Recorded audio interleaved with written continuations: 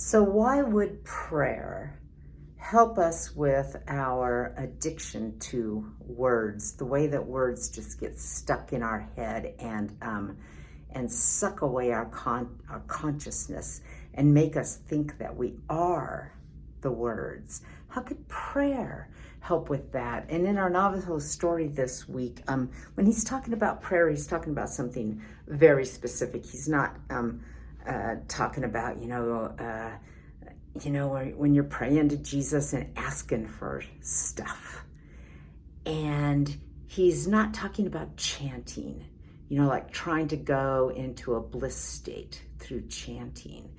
He says that the Navajo prayers are actually teachings. They're actually stories that are teaching. Now, you and I don't have these kind of prayers. So what do?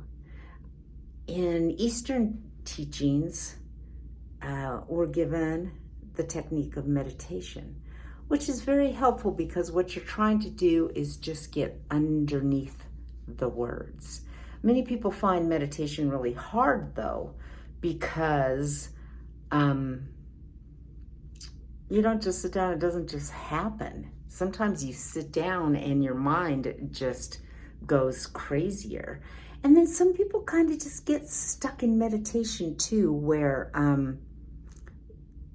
the problem with meditation is it really does make you feel better. It makes your whole life work better. And you're like, well, how can that be a problem? Well, the problem is that you're still dealing with a temporary state. It can still go away. So one really interesting thing in our story for this week is he talks about how he just really loves a few particular Christian prayers. And one of them is the Our Father. And what's interesting about that is that the Our Father prayer does give a little story.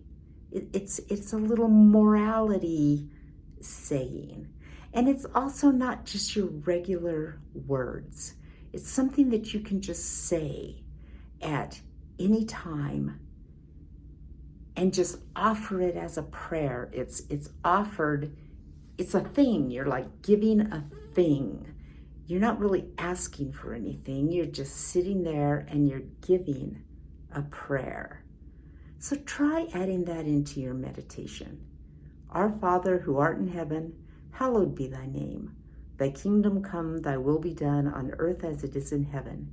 Give us this day our daily bread and forgive us our trespasses, as we forgive those who trespass against us. Amen.